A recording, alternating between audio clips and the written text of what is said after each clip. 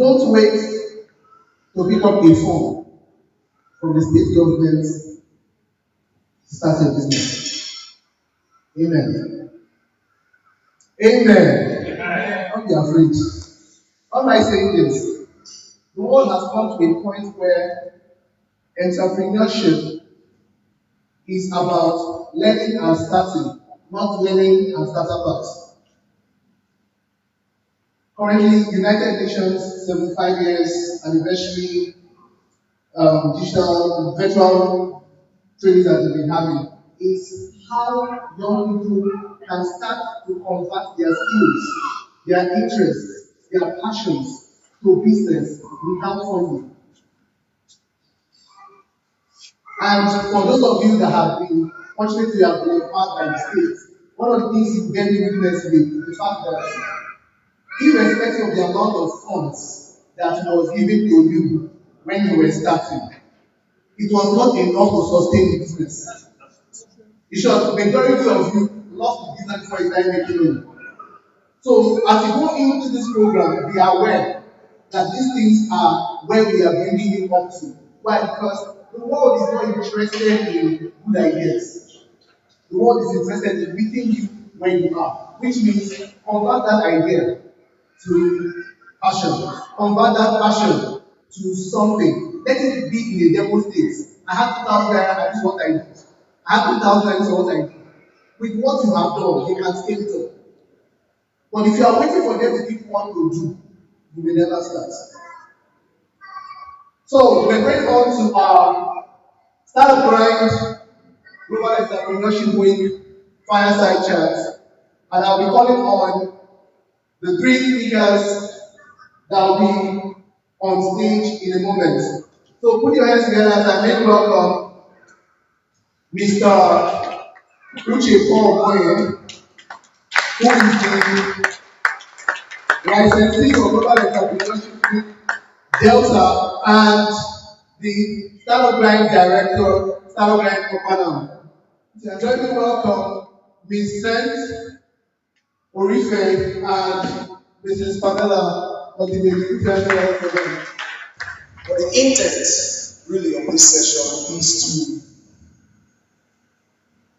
to explain the persons we have on stage, entrepreneurs, explain their journey, understand their person, and also be able to live from what they have, the journey they have passed through, to now be able to, take in the things we need. The truth is, you fly faster and higher when you fly on the shoulders of others. There is no new road exactly being created. There's no new path being charted, so to say. Every path being charted now are all old paths that are either being cleaned up, being modified, expanded, or reduced, whichever way. Do we understand that? So, with me here on stage, to my far left, we have I'm Mrs. Pamela Odibeli, the co-founder of Startright Development Services. Thank you. Okay, and also next to her we have. I'm Center Manager at Tech Officer Education. Okay, and I am Paul Uche, Startup Brand Director Okpanam. And I'm going to be asking them questions. You follow us as we take this stroll.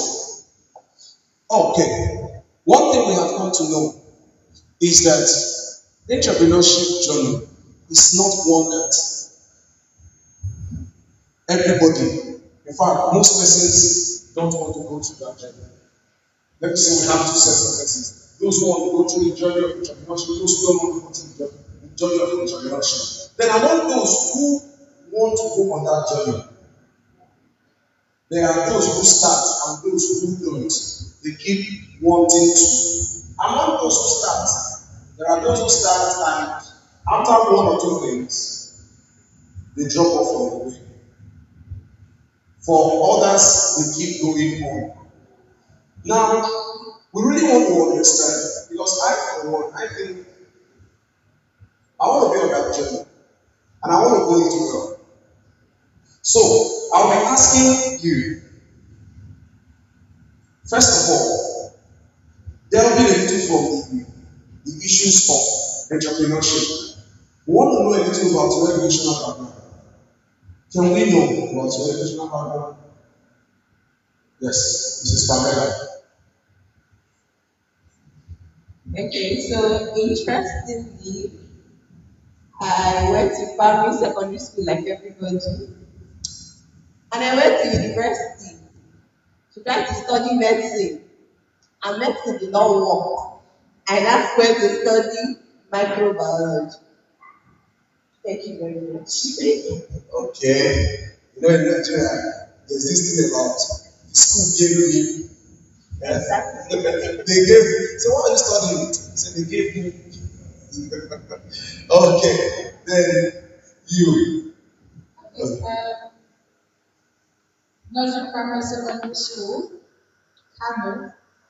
Then after secondary school, the dream was to study petrochemical engineering, but then again I had issues with WAEC and had to rewrite that exam. So while I was waiting, my dad was like, you can't just be home doing nothing.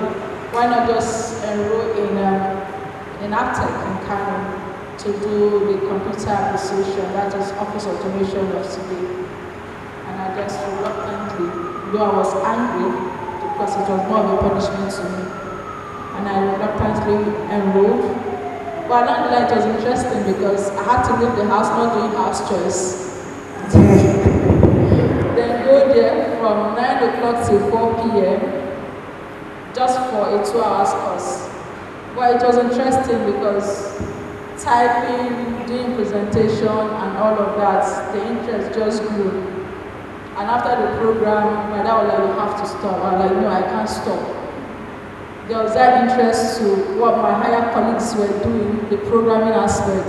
I said, okay, let me subscribe for the 2 years. While I was waiting for the petrochemical, I had to apply again, but then again, they didn't give it to me.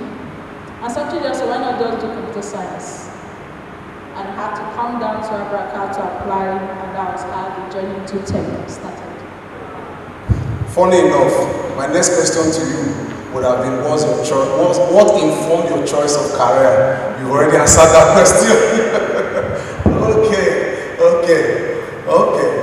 Now for Mrs. Odibeli, I want to ask, at what point did you make a change into this entrepreneurial part? I know for some persons, entrepreneurship was situational. Since I finished school and there is nothing to do, let me just be doing something until one government job or one employment comes. But for you, I know you're not looking for any employment nowhere. So at what point did that whole, for you to study medicine, you needed to do something. So at what point did that change really come? Okay, yeah. The continuation of my story. I studied microbiology and graduated. And you know the funny part that they used to tell us of the type of jobs that are available when you are studying it. Brothers and sisters, when I came out, there was no job, no job anywhere. You know that hustle when you go here, you begin, you carry CV. I'm sure if I count the number of CVs I've written, by now I don't blow. Because that paper alone, if I send it, looking for a job. So you know, when you're looking for a job and your time is going, you're looking for, you don't get the job. If you say you want to work, there's a shot. Just tell them not to see you. If you say you're a microbiologist, you come out. Nigerians, there's nothing that concerns microbiology that we do. You see COVID-19 came now when they are meant to use the microbiologists are nowhere to be found, they are disturbing the doctors. It's not meant to be their work. But unfortunately, we don't take it as something really interesting. So there was no job, there was nothing. And we just started from, let us start doing something first of all. I do a lot of things as an entrepreneur. You cannot hold me down to one. But then my first start into the journey was no job, not nothing. But then we now went to a bar to just sit down and relax. And then we ordered for cocktail. One small cup of cocktail. Somebody said 2,000 naira. My head just rang bell like this. 2,000 naira for water that they just miss color inside. 2,000 naira. Hey, as I was drinking that thing, I was not drinking the Chapman. I was drinking the money that I used to. I told myself, no, no, no, no, no. I must learn. And that was how I took advantage of technology. Nobody taught me. I went on the internet, the interesting part of YouTube and everything. I learned all I had to learn. I took courses online concerning that. You know, bartending job like we see it in Nigeria. Abroad, people make a lot of money from meat. If you know how to mix, and that's how I took a course in mixology. I delved into that as well. So I'm a mixologist. I do that. Yes, I'm a rice producer as well. So I process rice, not just sell. I don't sell. I make people know that I process rice.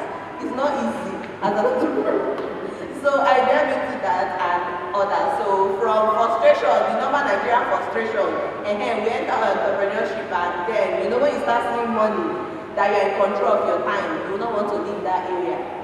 Thank you. You know our Nigerian situation. When it needed, it's not available. The available becomes what?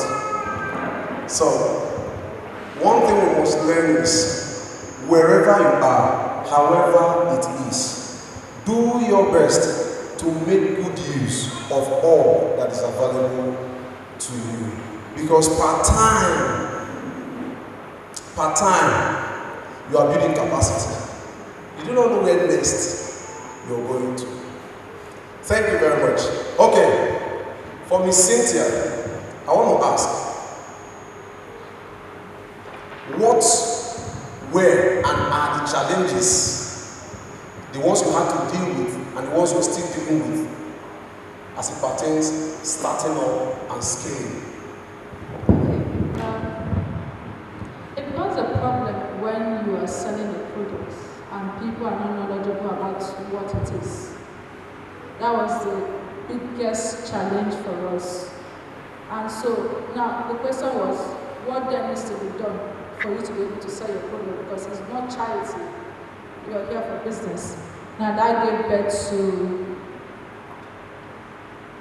awareness, sensitization, catch them young from schools, doing street campaigning and all.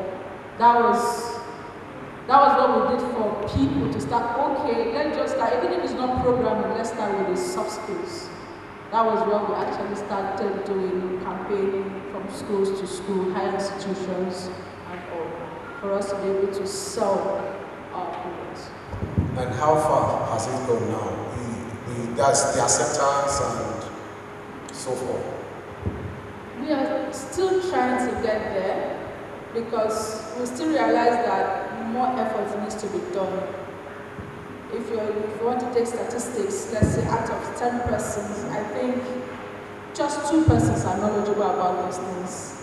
But then again, you cannot strive on just 2. So you need to keep doing your constant awareness, letting people know what it is, even when the trend in technology is evolving. So, and again, one group of persons can't actually do this. It has to now be a collective effort where we come together and work more on this advocacy and campaigning for people to actually get and see what tech is all about. Because some of them are still confused. That's just the truth. It's so funny that, in as much as from your analysis, I am happy that out of 10, 2 presently within Asaba and Enviro are aware. For me, that's the pass mark. Knowing where Asaba is coming from as it pertains the issues of tech and the likes. Delta State, like I told us before, is black on the internet. The visibility, knowledgeability is low. Within last month, I think that was October, within last month, I attended an online, what do they call it again? What is it, conference? They organized it, it was for 3 hours. I followed through. And funny enough, they only introduced 7 agro-tech companies. Only 7. You won't believe what these guys are doing. You won't believe. There's a company that theirs is, and funny enough, these companies are small, not like the Dangotes of Nigeria, not at all. They are startups. What they do is they have this thing they plant into your soil in your farm, different distances, they plant it everywhere. It monitors the soil temperature, the pH, the acidity, and all those kind of things. It monitors it and gives you the reading on your phone. Yours is to watch and see what's happening. It is able to regulate the watering, that's the irrigation system of your farm. It is able to regulate the temperature of the soil through irrigation. It is able to also regulate the pH system of your soil. So that at the end of the day, what you produce, what you get as your end product, is not just one of those products. Nigeria, for me, we have a large chunk when it comes to the agro industry in the world. Am I correct? Because almost everywhere in Nigeria, there's one form of agriculture or the other. But I think we have a challenge where information is not there and it's not coordinated. Our parents in the village, our brothers and sisters in the village, they are there, they are farming. But do we have the statistics? Do we have any records? These guys are in business. They are entrepreneurs in their own right. But do we really call them entrepreneurs? You know the funniest part? They are looking for a way to run out of the village and come to town and have the white collar job like us. Because for us, that's what really counts. And every other industry. I want to beg of us, whichever industry you are involved in, if the one you are involved in right now, you don't like it, can you do something like go for the one that is of interest to you? Develop yourself in it. Carve that niche for yourself. Build it. It might only take time. It will only take time. But to begin to speak. Somebody will say, it won't work in Nigeria, is not favoring us. Nigeria, the economy is not favoring because from the grassroots, the things we are doing, they are still haphazard, they are not favoring. So if we start building today, by tomorrow, it will start yielding. Thank you. Now back to those ordinary. On the table with me, I want to ask, I know you are married. That's for Mrs. Pamela. I know you are married. And you have spoken a little about it. But now, how are you able to balance your family and business life? So I'm being asked about balance again.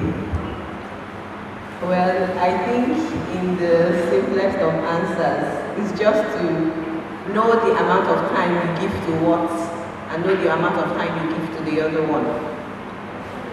When you have to do your business, make it strictly business. That your family is not going to affect that business. Yes, so nothing is going to stop you. You do not use your children or husband as an excuse not to meet up with a business deal. If you say you want to do this, it is actually wrong. It's an error to bring your family or whatever it is as an excuse for you not to meet up with your clients. It has nothing to do with it. Business is strictly business. Family is family. Know the time you give to what. When it is time for family time, do not bring business into it. When you make some things clear, after a time, people get used to what you do. If you are a business person and you shut down at 10 p.m., if everybody knows that, state it in your document, state it in your, we close. Even if you are online, you take calls by 10 p.m. Make good use of the internet. If you have any message to drop for me, drop it in my inbox or drop it on, when I'm ready, I'll get back to you. Don't feel because you are looking for all the money in the world, the time you're meant to give to your family, you will not jump up and say you are going. Next thing, some people that unfortunately maybe you marry a husband that the hand is very fast, like lightning, because you not do something. Now one thing, that mistake, the lightning will just, I'm not supporting it though, but you know some kind of things we can provoke people. We just mistakenly, so you avoid something is actually avoidable. Don't just allocate the right time to every time. Let your customers know you operate from this time to this time. Put it on all your handles, put it on your time. Let them say, take advantage of the internet. I'm repeating myself. Take advantage of it. When you set the time for office hours, and people know that outside that office hours, you do not answer, nobody's going to answer you. Take advantage of robotics. You have even WhatsApp has made it so easy, like WhatsApp My Business, that you have robots that can actually attend to you. The person, maybe someone drops a message, you just type in the message, program it like it is you that is responding to the person.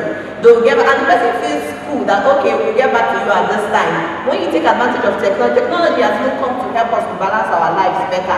Then you know you can put this in place, and then it's easy. It's really very easy if you just take advantage of technology. If you talk to people, if you have your structure. Most times we feel because we are startups, we do not have structure. Have your structure. Know what you can do and you cannot do. Don't take overload of work because you are looking for money. That's another thing that affects us, that causes chaos in our life. Because you are looking for money, you know that your timeline will not be able to accommodate this kind of, instead of you to either collaborate or give it to someone else that can do it and you get your little cut, or because you want everything, you carry it and you cannot do it. And if you're not settled in your business front, you will not be settled in your home front. So it's all about wisdom. Thank you. Thank you very much. Thank you very much. Are there government policies that support startups? Are there government policies? If they exist at the federal level, we want to know. If they exist, I guess Delta State should have some. We just want to know, are there government policies that support startups? Miss Cynthia. At the state level, no. When it comes to innovation, startups tech, it's not there. Because I could remember when we started the Asapa Tech Meetup, there was no policy on ground to even encourage us. So whatever we did on that platform was collectively, even though it was a bit financial, capital intensive when it comes to finance and making everything, it wasn't there. So I think that is something that needs to be looked, because if you look at, we do trainings, and because there are no such policies in place, they leave to other states that are more convenient. They leave to other states that give them this level playground to do what they want to do, you get. So it's not there. And as an employer of labor, when you train and you're looking for persons to employ, you don't get them and it becomes very expensive. So it would have been better when you train some persons and when there's a job vacancy, you're able to employ them.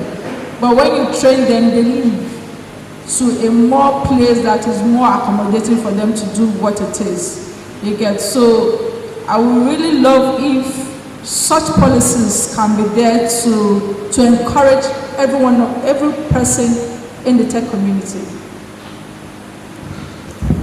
It's so funny, before you give us your answer, it's so funny that Mark Zuckerberg came to Nigeria. He did not come because of the federal government. Hope we are aware. He didn't come because of the federal government. He didn't come because there was one name called Nigeria. That was not the reason why he came. He just discovered that he was beginning to get some employees from Nigeria. Some of his employees were from Nigeria. You know, you've seen Mark Zuckerberg while jogging. Sometimes he's moving. There's one tall guy behind him. The guy is a Nigerian, black guy. He's a Nigerian, I think Yoruba guy. The guy is a Nigerian. He discovered that he was beginning to get employees who are Nigerians. And he started to find out, he needed to find out, where were they coming from? And the radar pointed on Lagos, CC Hub, and what's the other hub again? Andela and CC Hub. Those were the reasons why he came. He just came to see where they were raising his employees. Finish. He was true and he left without getting to Abuja.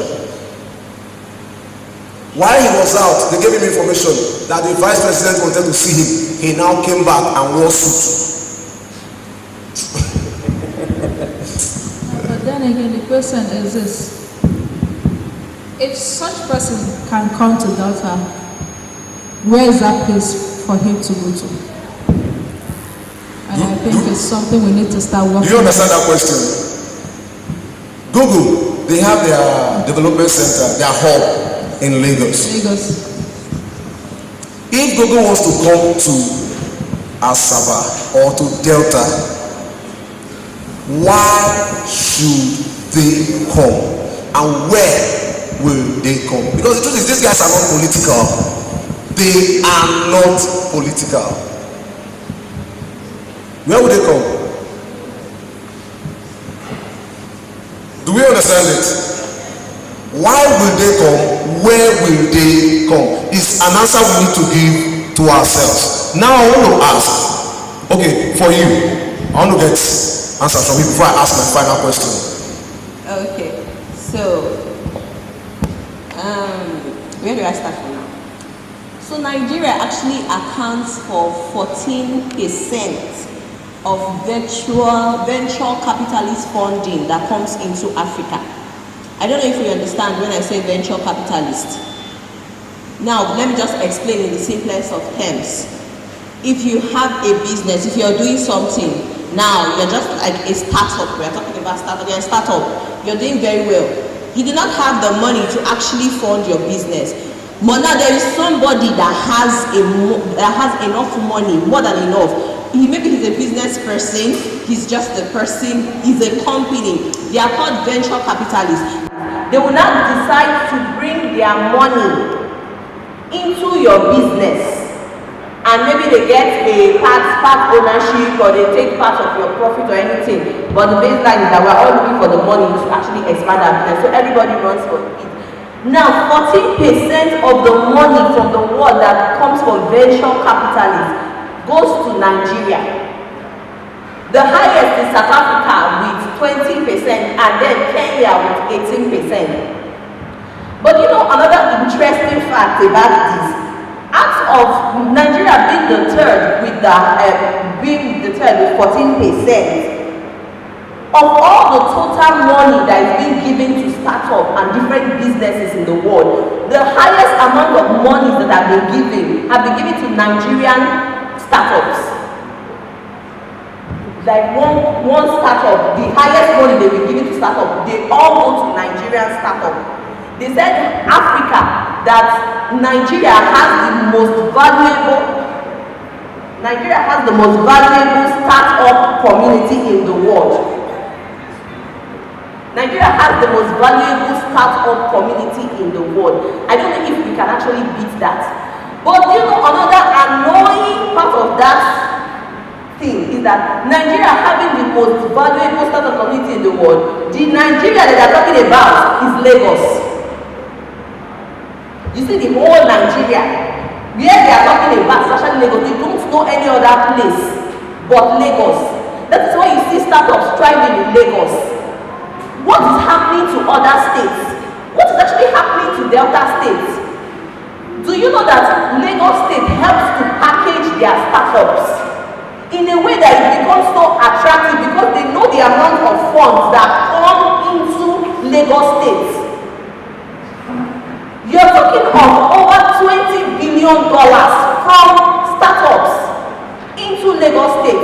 you have that money, you will not even depend on the money that comes from government. You will not depend on the money that comes from the federal government in a state. If those kind of things can happen in a state, let us look at it. These are the kind of things we should bring up when we are talking to the government. What are the things that can be put in place to actually help our startup become more presentable than they are? We should look at the Lagos guys. What are they actually doing to actually help Lagos? Do you see them coming here? Because we don't package our startup that way. If you look at the internet, Lagos State is taking over the internet with startup. You see, and they support each other. You see, they will organize an event like this and bring speakers. Most of them come for free, but they are speaking for themselves. Then next thing, you hear their names flying. They are top speakers. Now, these policies, what am I talking about? We have policies where we see that when a venture capitalist invests into your business, you are not expected to pay tax for at least 3 years. But how many of us know that? And you're not expected to pay income tax. Some of us claim that we are startup, we don't even know about taxes. We don't know the kind of taxes we should pay. We don't know what is withholding tax, we don't know what is income tax.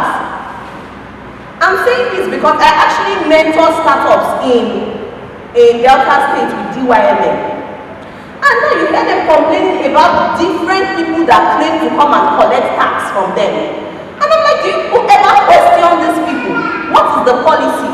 When you meet with the government, what do you tell them? Tell the government to draw up the names of legal people and the legal taxes that they are meant to collect in your state. That is how they can help the government, not that the policies work. Let it be known that it is this and this tax that you are meant to pay. If it is not it, you are not. If you earn less than 25 million naira as a business, you have no business paying tax. It's in the law, but do you know it? And another problem we have is that as an organization, that thing only holds if you go to the tax office, FRS, and go and file that you are starting a business. But no, all of us will run away from going to FRS because we be like, I beg, I don't want to pay the tax. But if you go there knowing your laws, knowing the policies, the thing is that it only applies to you not to pay tax if you go and register in FIRS. And then they now monitor your business to actually know that you are not making up to 25 million. But the moment you start making up to 25 million as a young startup, maybe you now become a medium scale business, you are not meant to immediately start paying 30% tax. You are meant to pay 20%. Then if a venture capitalist invests into your business, for the first year, you are meant of whatever profit that you make, the tax that you are meant to be paying is meant to reduce. They are meant to reduce the money for you for the first 5 years, as long as you keep paying the tax. Then also, if we allow venture capitalists know that, according to Nigerian policy, if they come and invest in a business, whenever they want to pay tax, that money, if they invest maybe like 100 million in your company, they are not meant, when they go to file their tax report or they go to pay their tax, the government is meant to remove that 100 million from them. Whatever tax money they will take it. It's an incentive for people, for venture capitalists to actually come to invest in businesses. If the state spells this out like this, the other state should spell it out that see what we are offering venture capitalists to. If you come into our state, this is what we are offering you people. You will see that people will start trooping into Delta State to actually do business. Then let us take care of our Delta State internet space.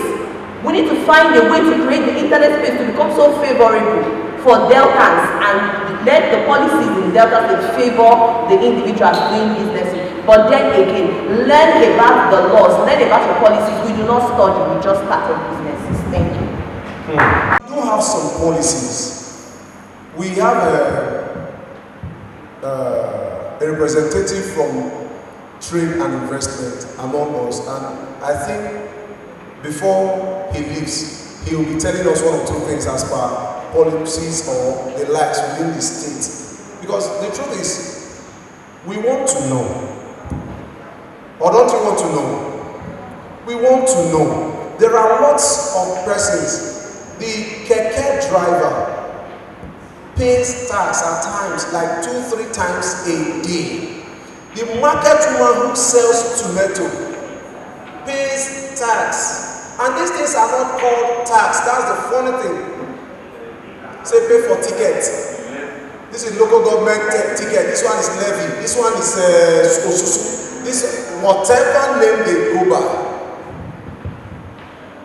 Okay, finally, I want to ask, and with this we'll be wrapping up.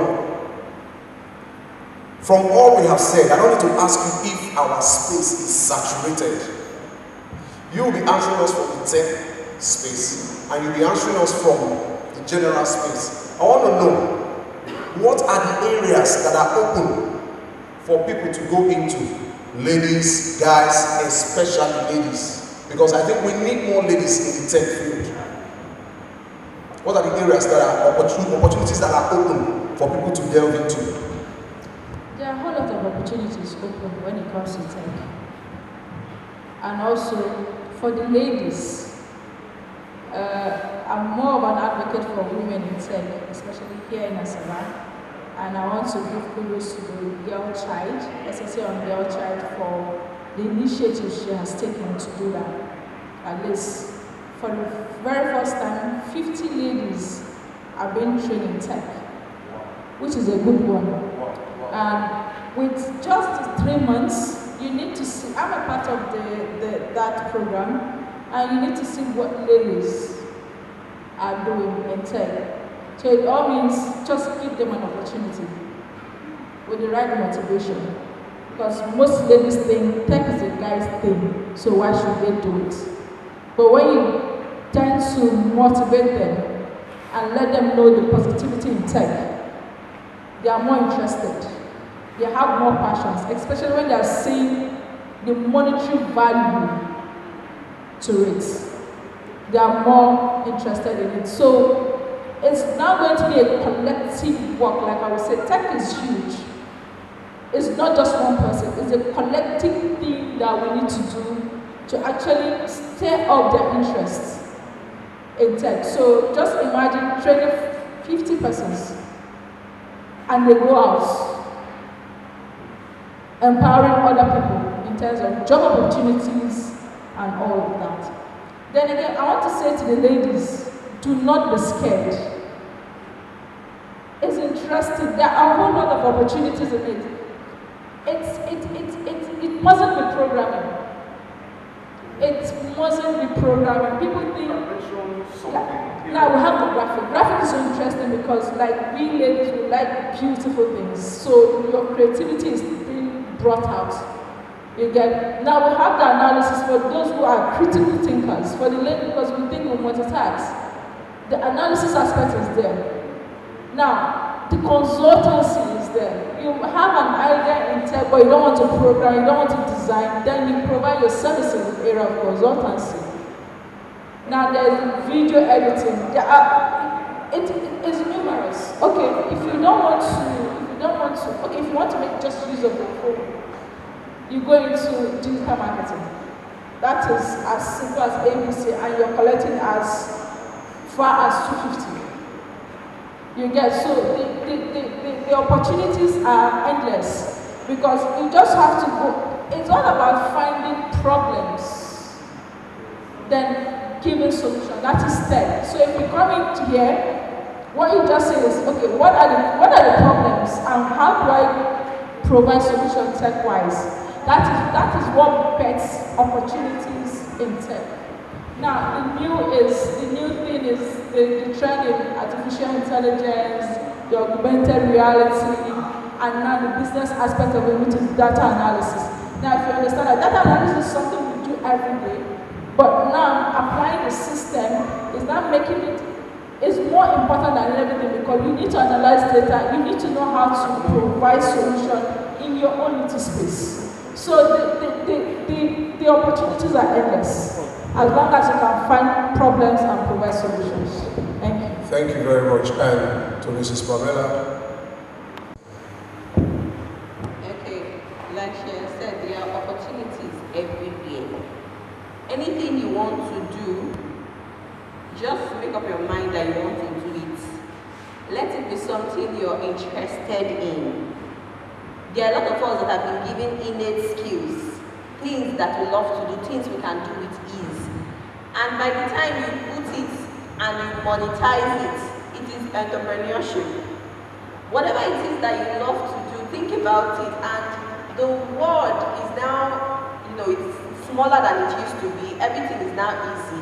You can learn any skill you want to learn without even paying money, or paying money, little money, just with your internet. There are a lot of opportunities you could go into. In IT, there are a lot of opportunities. Like she said, it's not only programming. You could go to the Internet of Things. When we talk about the Internet of Things, we have 20 million users, if I'm correct, currently using mobile devices in the world. And it is going to increase to 200 million. It is already increasing. It will be over 200 million users. So now if you provide a solution in the Internet of Things, that is maybe something in the device that you have like your flutter wave. You have, which company was purchased recently? Paystar. Look at money. If you do things like that in the Internet of Things, just coming up with things to solve people's problem in their mobile devices, creating mobile devices that can actually help people. See, now you think it's not possible, they will soon do it. You can create a robotic pen that you don't even need to write. Once you hold it, you know what you are thinking.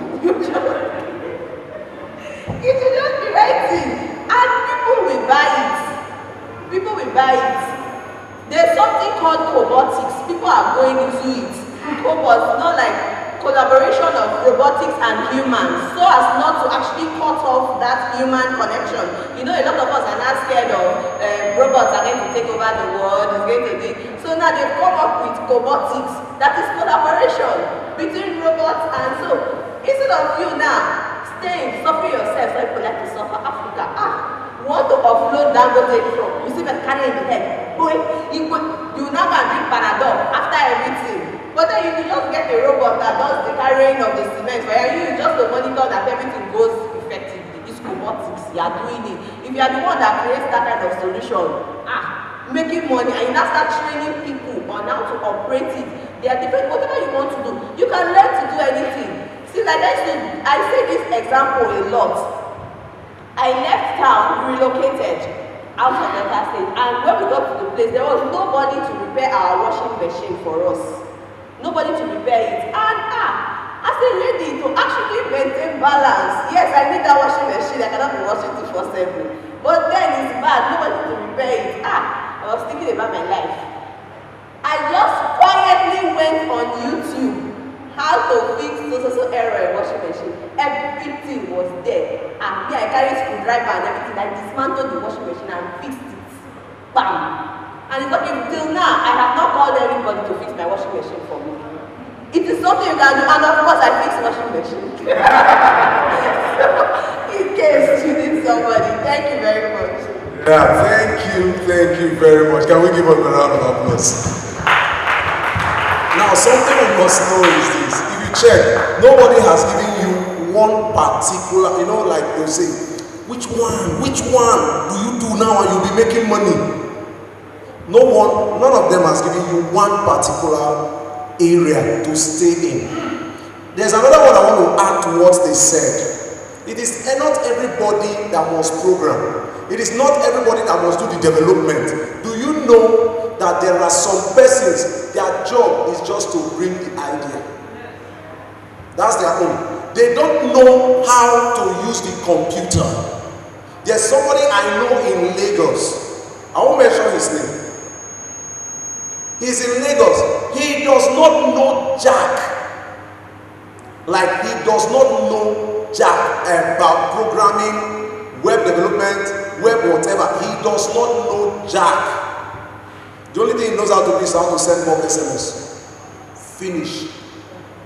That might begin to ring bell in some people said. Only bulk SMS, that's what he knows how to do. This guy charges for a simple blog 1.5 million. Okay, you won't understand. For some persons, they won't understand what I mean. For a blog, to design a blog using WordPress, he charges 1.5 million, and he gave a bonus. What's it called? What do they call this thing? A slash in price. There was promo, and they said there's this discount, 50% discount for those who will pay 750 between the time he was teaching and the next day, 12 o'clock. He taught around 9 p.m. in the night. Before 12 o'clock, at least while we were still in the class, 4 or 5 persons had paid, because they were showing their proof of payment there. And I was like, what? His own is to call his guys, hey, see, do like this, do like this. He knows what he wants. He does not know how to do it. God knows how much he pays those guys. Do we understand it? So if you are not the one who is creating as per doing the job itself, you should be able to do the thinking. There's someone here, I call him, before now they say, permit me to stand at this point, even as we end this. Before now, if somebody sees you on the road and says, come, you are very selfish, hope you know, it's an insult this way. Huh? But there's somebody here, if you tell him, you are very selfish, you say, wow, I fish they sell themselves. Yeah, for him, it's now an accolade. So many things we see as not making sense now. You might look at it as not making sense now. Give it little time. Who would have told paystack owners that somehow Skrill, because Skrill not that button, that Skrill will be interested in them? What you're doing, somebody is interested in it or waiting for you to take it to a point. At this point, there's a culture in Startup Grind where our speakers are made to feel at home. We make them feel at home for agreeing to speak at Startup Grind. We want to tell them, thank you. Thank you very much. So by this, you are becoming a global ambassador for Startup Grind. Thank you very much. So, thank you, Mrs. Pamela Odibeli, and thank you, Miss Cynthia, for being here today. Thank you. And thank you, moderator, for permitting us. Thank you very much. Can we have a round of applause, please?